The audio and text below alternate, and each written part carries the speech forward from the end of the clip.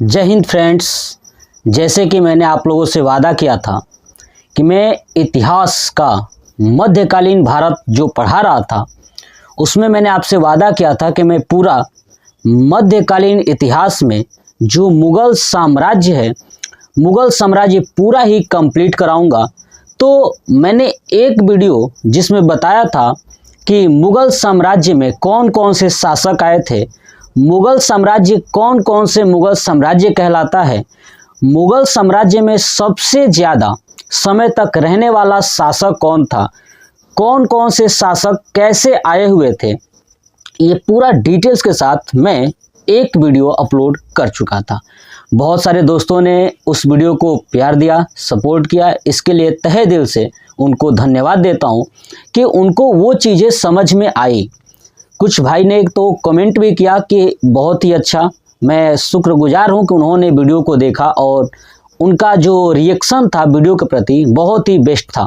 तो मैं आशा करता हूँ कि ऐसे ही आने वाले समय में आपके लिए मैं बेहतरीन से बेहतरीन वीडियो लाता रहूँगा और आप मुझे ऐसे ही वीडियो को देख देख के आप बहुत सारी चीज़ें सीख पाओगे। क्लियर?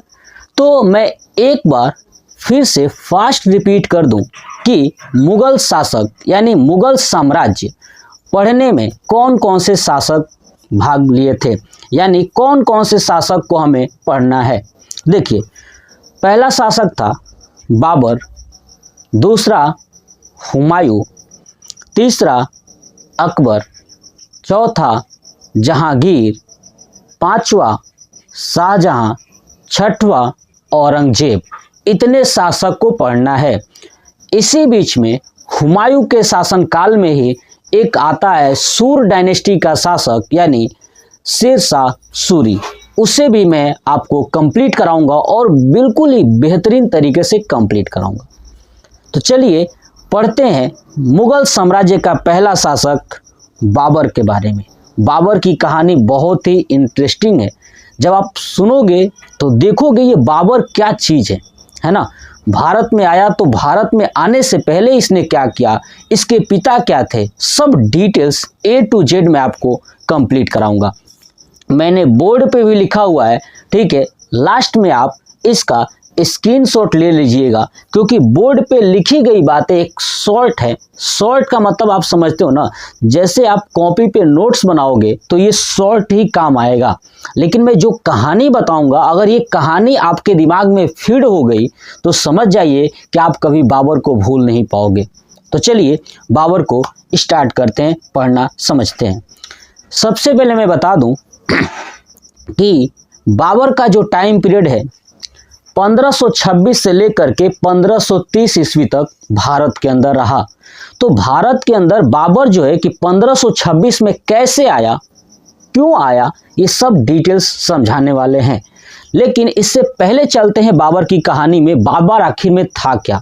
देखिए, सबसे पहले मैं आपको एक बात बता दूं कि बाबर के पिता थे उमर शेख मिर्जा। कौन थे? उमर शेख मिर्जा। उमर शेख मिर्जा जो है कि इराक में एक जगह है उज्बेक, वहाँ के शासक हुआ करते थे। तो इराक के लोगों ने यानी उज्बेक वालों ने उमर शेख मिर्जा को वहाँ से भगा दिया। क्यों भगा दिया? आपको पता है इराक जैसे देशों में सबसे ज़्यादा पेट्रोल की मात्रा निकलती है, पेट्रोल, डीजल, पेट्रोलियम पदार्थ वहाँ पे निकलती है। तो हुआ क्या कि पेट्रोलियम पदार्थ निकलती थी और ये जो बाबर के पिता थे उमर शेख मिर्जा, इन्होंने उस पेट्रोलियम के पदार्थ पे अपना क्या बोलते हैं कि जिसको वर्चस्व बोलते हैं, है ना, वर्चस्व जमाने लगे, जिसके कारण वहाँ के लोगों ने इन्हें भगा दिया। दूसरा रीजन क्या है, वहाँ पे खाने की चीज़ें बड़ी दिक्कत थी, है ना, क्योंकि वहाँ पे पेट्रोलियम पदार्थ ही निकलता था, खाने के लिए बड़ी ही दिक्कत हुआ करती थी, ठीक है। तो उज्बेक वालों ने बाबर के पिता यानी उमर शेख मिर्जा को इराक से भगा दिया। जब भगा दिया तो ये बाबर के पिता उमर शेख मिर्जा भागते भागते अफगानिस्तान चले आए। कहाँ चले आए? अफगानिस्तान।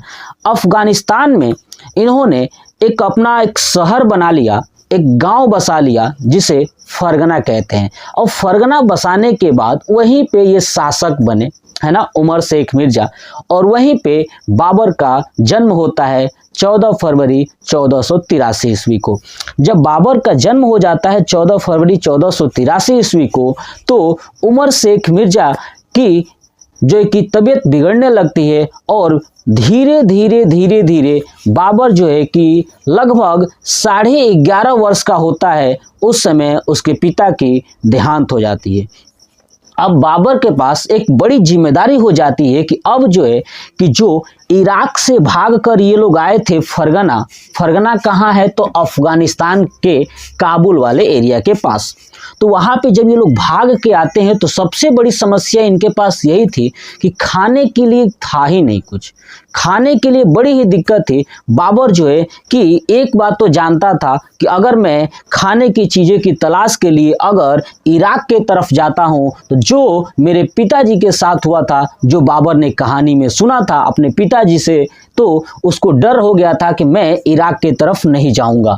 लेकिन बाबर को एक कहानी और भी पता था कि एक बार ऐसा शासक हुआ करता था भारत के अंदर जो पृथ्वीराज चौहान था, जो मोहम्मद गौरी को यहाँ से मार भगाया था पहले बार में। तो ये डरता था बाबर कि भारत के तरफ भी नहीं जाएंगे और उधर भी नहीं जाएंगे तो फिर जाएंगे कहाँ। ठीक है, तो बाबर के मम्मी जो है कि कुतलुग निगार, उनकी मम्मी का नाम होता है बाबर का कुतलुग निगार, है ना। इसकी जो मम्मी होती है इनकी भी मृत्यु हो जाती है। अब बाबर के पास बहुत बड़ी जिम्मेदारी हो जाती है एक फरगना के रूप में। फरगना जो उसका साम्राज्य था, उस साम्राज्य की जिम्मेदारी बाबर के ऊपर आ जाती है। ये लगभग 11.5 वर्ष का जब था, यानी 1494 ईस्वी में ये गद्दी पर बैठ जाता है। 1494 ईस्वी में फरगना की गद्दी पर बैठ जाता है। ठीक है, अब ये गद्दी पर बैठने के बाद जो है कि अपना वो वहाँ का फरगना का एरिया चला रहा होता है। ठीक है, तो इसी बीच में बाबर जो है कि बाबर के पास एक लेटर जाता है। क्या जाता है? लेटर। और वो लेटर भारत के अंदर से जाता है। और भारत में जो उस समय लोदी डायनेस्टी का शासक हुआ करता था, इब्राहिम लोदी। इब्राहिम लोदी जब शासक था तो इब्राहिम लोदी के दुश्मन भी थे, है ना। तो दुश्मनों ने देखा कि बाबर जो एक बहुत ही भयानक शासक है ना, उन्होंने देखा कि बाबर को क्यों न बुलाया जाए। लेकिन उनके अंदर डर था कि कहीं इब्राहिम लोदी को पता न चल जाए कि बाबर को हमने बुलाया है। ठीक है, तो अभी इसके आगे की कहानी देखेंगे, बट थोड़ी सी जानकारी और बता दूं कि देखिए बाबर जो है कि बड़ी ही उदार था, है ना, उदार प्रवृत्ति का था, बड़ी उदारता लोगों के प्रति दिखाता था, है ना। इसलिए इसके उदारता के कारण बाबर को कलंदर भी कहते हैं। क्या कहते हैं? कलंदर। और बाबर का अर्थ होता है शेर। क्या होता है? शेर। ठीक है, अब देखिए जब बाबर अपने यहाँ एरिया जमा लिया तो जमाने के बाद उसकी प्लानिंग हो गई कि चलो अब आसपास के एरिया को जीतते हैं। तो बाबर ने 1504 ईस्वी में अपने फरगना के आसपास काबुल और कंधार को जीता। किसको? 1504 ईस्वी में काबुल और कंधार को जीत लिया। जीतने के बाद ये 1507 ईस्वी में एक पद धारण करता है जिसे पादशाह कहा गया। क्या कहा गया? पादशाह। और यही धीरे धीरे बादशाह हो गया। क्या हो गया? बादशाह। तो आपको समझ में आया क्यों बादशाह कहा जाता था मुगल वालों को। तो आपको समझ में आया कि जब 1504 ईस्वी में जब काबुल और कंधार वाले एरिया को जीत लिया कौन? बाबर, तो उसके उपलक्ष्य में 1507 ईस्वी में पादशाह यानी बादशाह पद धारण करता है। अब जो है कि बाबर की प्लानिंग तो काबुल और कंधार जीत लिया, अब उसके जस्ट आगे आता है तो पाकिस्तान वाला जो एरिया है, पाकिस्तान वाले से एरिया जस्ट आगे आता है तो एक भीरा का किला था। क्या था? भीरा का किला। 1519 ईस्वी में भीरा का किला जो बाजौर राजस्थान वाला है उस पे हमला करता है पहली बार। याद रखिएगा बाबर जो है कि भारत में पहली बार कब हमला करता है? 1519 ईस्वी में, जो कि भीरा के किला पर हमला करता है। बाबर जो है कि टोटल भारत में 5 बार हमला करता है। कितनी बार? 5 बार हमला करता है। पहला हमला यही है कि भीरा का किला यानी 5 बार आक्रमण किया है बाबर ने। ठीक है, तो पहला ये 1519 ईस्वी में भीरा के किला पर आक्रमण करता है और भीरा के किला को जीत लेता है। अब ये बात पता चलती है, जो इब्राहिम लोदी के दुश्मन होते हैं उनको पता चलता है कि अच्छा एक बाबर भी नाम का व्यक्ति है जो भीरा के किला को जीत लिया। तो इन लोगों ने प्लानिंग बनाई कि क्यों ना बाबर को कहा जाए कि भाई तुम जो शासक दिल्ली में बैठा हुआ है उसको हरा के जितना तुम्हें धन दौलत लूटना है लूट के लेके चले जाओ और पुनः वो दिल्ली की गद्दी हमें वापस कर दो। तो बाबर को ये लोग इनवाइट करते हैं। अब इनवाइट कौन करता है ये देखिए।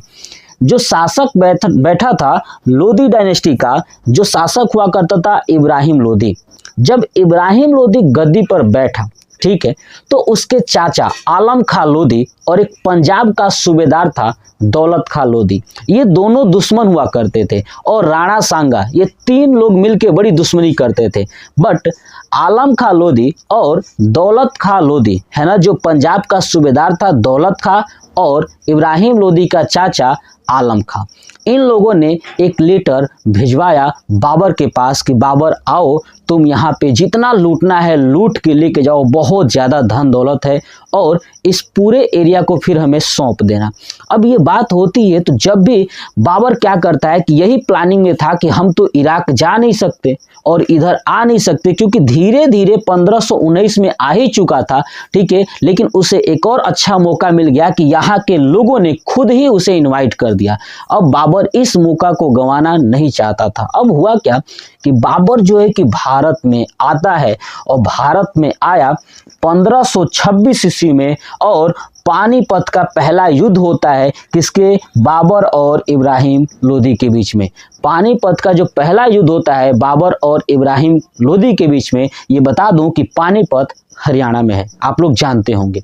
तो बाबर और इब्राहिम लोदी के बीच में होता है, इब्राहिम लोदी हार जाता है और बाबर जीत जाता है। क्यों इब्राहिम लोदी हार जाता है, तो मैंने अभी बताया कि जो बाबर को बुलाने वाले लोग थे वो इब्राहिम लोदी के साथ गद्दारी कर दिए, जिसके कारण इब्राहिम लोदी हार गया। ये पहला ऐसा लोदी डायनेस्टी का शासक है या पूरा सल्तनत काल का ऐसा शासक है जो युद्ध स्थल में ही मारा गया है ना। बाकी लोग युद्ध स्थल में नहीं मारे गए हैं, ये भी याद रखिएगा कि दिल्ली सल्तनत का कौन सा ऐसा शासक है जो युद्ध स्थल में मारा गया, वो है इब्राहिम लोदी। ये युद्ध स्थल में ही मारा गया। बाबर ने पहली बार जो है कि तुगलमा पद्धति और तोप खाने का प्रयोग किया, यानी तोप चलाया।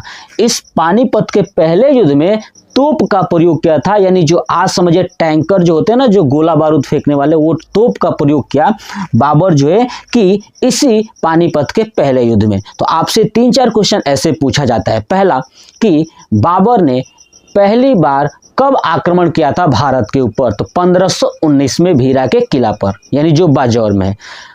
बाबर ने किस युद्ध में तुगलमा पद्धति यानी तोप खाने का प्रयोग किया था, तो याद रखिएगा पानीपत के प्रथम युद्ध में। पानीपत का प्रथम युद्ध किसके किसके बीच हुआ था, तो इब्राहिम लोदी और बाबर के बीच में। बाबर जो है कि इसमें जीत जाता है और इब्राहिम लोदी मारा जाता है। अब जो है कि जो बाबर ने तोप खाने का प्रयोग किया, उस तोप खाने को चलाने के लिए 2 लोग थे। कौन कौन, तो उस्ताद अली और मुस्तफ़ा खां। यानी चलाने के लिए, तोपखाने को चलाने के लिए 2 समझिए कि निशानेबाज थे, वो थे उस्ताद अली और मुस्तफ़ा खां। इन्होंने मिल करके उस तोपखाने का प्रयोग किया और बाबर को पानीपत के प्रथम युद्ध में जीत दिलाई। बाबर जो है कि अब जीत गया। अब भारत में बहुत ज़्यादा उस एरिया से लूटा, यानी इब्राहिम लोदी जहां का शासक दिल्ली का था, पूरे दिल्ली वालों को लूट लिया। अब लूटने के बाद ये देखा कि अब लोग जो इब्राहिम लोदी के दुश्मन थे, यानी आलम खां लोदी और दौलत खां लोदी, वो ये सोच रहे थे कि अब बाबर जाएगा। बट बाबर तो जा ही नहीं रहा वापस।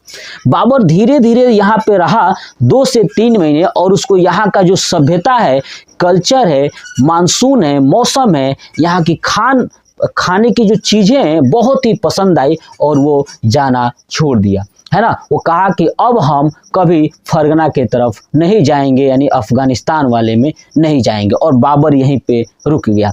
अभी मैंने बताया था कि दुश्मन हुआ करता था इब्राहिम लोदी का राणा सांगा भी, तो राणा सांगा ने देखा कि एक तो दुश्मन था ही, है ना, इब्राहिम लोदी, एक और आ गया उसके जगह पे, उसको तो मार दिया और बाबर आ गया।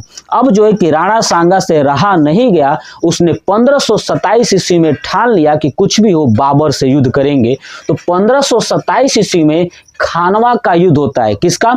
खानवा का युद्ध। आपको बता दूं कि खानवा जो है कि आगरा से 40 किलोमीटर दूर है ना, उत्तर प्रदेश में ही है, आगरा से 40 किलोमीटर दूर खानवा है। तो 1527 में खानवा का युद्ध होता है, जिसमें बाबर और राणा सांगा के बीच युद्ध होता है ना। बाबर जो है कि जीत जाता है और राणा सांगा हार जाता है। राणा सांगा जब हार जाता है तो राणा सांगा ने फिर सोचा था कि फिर हमला करेंगे, लेकिन षड्यंत्र के द्वारा क्या होता है कि राणा सांगा को 1528 ईस्वी में जहर दे दिया जाता है, जिससे राणा सांगा की मृत्यु हो जाती है। क्या हो जाती है? राणा सांगा की मृत्यु हो जाती है। क्लियर? अब याद रखिएगा कि राणा सांगा की एक पत्नी भी होती है, जो आगे चलकर जो है कि बाबर का जो पुत्र आएगा हुमायूं, है ना, हुमायूं के शासन काल में जो है कि हुमायूं के लिए एक पत्र भेजेगी। मैं आगे की कहानी बताऊंगा। तो ये राणा सांगा की क्या हो जाती है कि मृत्यु हो जाती है जहर देने के कारण 1528 ईस्वी में। फिर जो है कि बाबर के साथ एक और युद्ध होता है, जिसमें मेदनी राय करके एक शासक होते हैं जो बाबर के साथ युद्ध करते हैं। ये 1528 ईस्वी में। फिर 1528 ईस्वी में बैटल ऑफ चंदेरी, यानी चंदेरी का युद्ध होता है, जो कि मध्य प्रदेश में है, जिसमें बाबर फिर से जीत जाता है और इस युद्ध में भाग लेने वाले मेदनी राय बुरी तरह से मारे जाते हैं। यानी बाबर जीत गया, फिर मेदनी राय हार गया। आपने देखा कि अभी बाबर जो है कि धीरे धीरे युद्ध करके जीतता जा रहा है। 26 में जीता इब्राहिम लोदी से, 27 में राणा सांगा से और 28 में मेदनी राय से। ठीक है। उसके बाद 29 में एक युद्ध होता है, घाघरा का युद्ध, जो गोरखपुर में, यानी उत्तर प्रदेश गोरखपुर में होता है अफगानों से। किससे? अफगानों से। याद करिए कि जो अभी मैंने बताया कि इब्राहिम लोदी, बता दूं कि इब्राहिम लोदी अफगानी शासक था। कौन सा शासक था? अफगानी शासक। और अफगानी और बाबर के बीच में, मुगल साम्राज्य के बीच में बिल्कुल ही नहीं बनेगा। दोनों एक दूसरे के विरोधी हैं, जिसके कारण हुमायूं को भी अफगान वाले भगाएंगे। शेरशाह सूरी आएगा, वो अफगानी शासक था। अब क्या होता है कि 1529 ईस्वी में घाघरा का युद्ध जो होता है बाबर और अफगान के बीच में, बाबर फिर भी जीत जाता है और अफगान वाले हार जाते हैं। अब जो है कि बाबर की धीरे धीरे तबीयत खराब होने लगती है। लगभग जो है कि वो 47 यानी 47 साल का हो चुका है। अब जो है कि उसको 1530 ईस्वी में, यानी 48 वर्ष की अवस्था में, 26 दिसंबर 1530 ईस्वी को बाबर की मृत्यु हो जाती है 48 वर्ष की अवस्था में। जब उसका मृत्यु होता है तो उसे आगरा के आराम बाग में दफनाया जाता है। कहाँ पे? आगरा के आराम बाग में दफनाया जाता है। ठीक है। जब बाबर की मृत्यु होती है तो उसको कहाँ? आगरा के आराम बाग में दफनाया जाता है, लेकिन बाद में उसे, उसके शव को निकाल कर काबुल ले जाके, यानी अफगानिस्तान में दफनाया गया। ठीक है। अब एक बात और सुनिए। अब यहाँ पे आपने देखा कि 26 दिसंबर 1530 ईस्वी को मृत्यु हो जाती है किसकी? बाबर की। मैंने अभी आपको बताया था कि राणा सांगा को जहर दे के मारा गया था। राणा सांगा की पत्नी जो थी वो बदला लेना चाहती थी और उसने भी क्या किया? जहर दे करके, कहा जाता है कि बाबर को ये राणा सांगा की पत्नी जो है कि जहर दे करके मारी थी। ठीक है। ये बात कहाँ पता चलता है तो आपको आगे पढ़ाऊंगा। हुमायूं नामा, है ना, हुमायूं के शासनकाल में जो हुमायूं की आत्मकथा है हुमायूं नामा, ठीक है, उसमें ये बातें बताया गया है। क्लियर? अब मैं बताऊंगा कि कौन हुमायूं नामा लिखा था, बिल्कुल आप चिंता न करें। अब हुआ क्या कि इसकी मृत्यु हो जाती है। अब समझते हैं कि इसकी आत्मकथा, यानी बाबर की आत्मकथा क्या है। देखिए, बाबर की आत्मकथा जो बाबरनामा, क्या है? बाबरनामा। मैं आपको एक बात बताऊं कि पूरा मुगल साम्राज्य में केवल बाबरनामा ही ऐसी पुस्तक है जो तुर्की भाषा में लिखी गई है। किस भाषा में? तुर्की भाषा में। इसके बाद जितने भी पुस्तक आएंगे जो मुगल साम्राज्य में लिखे जाएंगे वो सब फारसी भाषा में होंगे। किसमें? फारसी भाषा में। तो जब ये तुर्की भाषा में लिखा गया बाबर की पुस्तक जो बाबरनामा, बाबर ने यही लिखा था, वो भाषा था कौन सा? तो मैंने बताया तुर्की भाषा। यहाँ पे लिखा भी हूँ तुर्की भाषा। बाद में चल के एक अब्दुल रहीम खाने खाना होते हैं जो आगे बताऊंगा अकबर के शासन काल में आते हैं। ठीक है, तो अब्दुल रहीम खाने खाना क्या करते हैं कि तुजुक ए बाबरी नाम से बाबरनामा का जो फारसी अनुवाद कर देते हैं, यानी बाबरनामा को फारसी में लिखते हैं, तुजुक ए बाबरी करके अनुवाद कर देते हैं। तो याद रखिएगा कि तुजुक ए बाबरी यानी बाबरनामा को फारसी में किसने अनुवाद किया था? वो है अब्दुल रहीम खाने खाना। ठीक है, कौन सी ऐसी पुस्तक है जो तुर्की भाषा में लिखी गई थी मुगल काल में? तो याद रखिएगा बाबरनामा। उसके बाद इसने बाबर ने सड़क मापने का पैमाना भी जारी किया था जिसे बोलते हैं गज ए बाबरी। क्या बोलते हैं? गज ए बाबरी। यानी बाबर ने सड़क मापने का पैमाना भी जारी किया था, गज ए बाबरी। ठीक है, तो इतना पॉइंट्स आपको बाबर से रिलेटेड सब कुछ याद रखना था। एक बार फिर से मैं फास्ट रिवीजन कराता हूं, ध्यान सुनिए। सबसे पहले बाबर को कलंदर भी कहा जाता है। बाबर का अर्थ होता है शेर। बाबर का पिता का नाम था उमर शेख मिर्जा, माता का कुतलुग निगार। बाबर जो है कि 14 फरवरी 1483 को जन्म होता है फरगना में और 1494 को गद्दी पे बैठता है, लगभग 11.5 वर्ष में। ठीक है, अब इसने 1504 में काबुल और कंधार को जीत लिया। 1507 में पादशाह पद धारण कर लिया। क्लियर? ये आक्रमण 5 बार करता है भारत के ऊपर। 1519 में भीरा के किला पर हमला करता है और भीरा के किला को जीत लेता है। फिर 1526 ईस्वी में ये पानीपत का पहला युद्ध लड़ता है जिसमें जो कि बाबर इब्राहिम लोदी को मार देता है और इसी युद्ध में पहली बार तुगलमा पद्धति का इस्तेमाल करता है, तोपखाने का प्रयोग करता है जिसके निशानेबाज थे चलाने वाले उस्ताद अली और मुस्तफ़ा खां। 1527 ईस्वी में युद्ध होता है खानवा का युद्ध, है ना? कौन सा युद्ध? खानवा का युद्ध, जिसमें बाबर और राणा सांगा के बीच युद्ध होता है जिसमें बाबर जीत जाता है और राणा सांगा मारे जाते हैं। मारे जाने का मतलब मैंने बताया 1528 में उनको जहर दे दिया जाता है। फिर उसके बाद 1528 ईस्वी में चंदेरी का युद्ध होता है जिसमें मेदिनी राय और बाबर के बीच युद्ध होता है। बाबर जीत जाता है और मेदिनी राय हार जाते हैं। फिर 1529 ईस्वी में घाघरा का युद्ध होता है जो उत्तर प्रदेश के गोरखपुर में अफगान और बाबर के बीच में, जिसमें अफगान हार जाते हैं, बाबर जीत जाता है। फिर 1530 ईस्वी में बाबर की मृत्यु हो जाती है। ऐसा कहा जाता है कि बाबर को जहर दिया गया था, आगे मैं बताऊंगा हुमायूंनामा पुस्तक में कहा गया है। उसके बाद बाबर की जो आत्मकथा है वो तुर्की भाषा में बाबरनामा लिखी गई थी जिसे बाद में फारसी में अनुवाद अब्दुल रहीम खाने खाना ने किया था।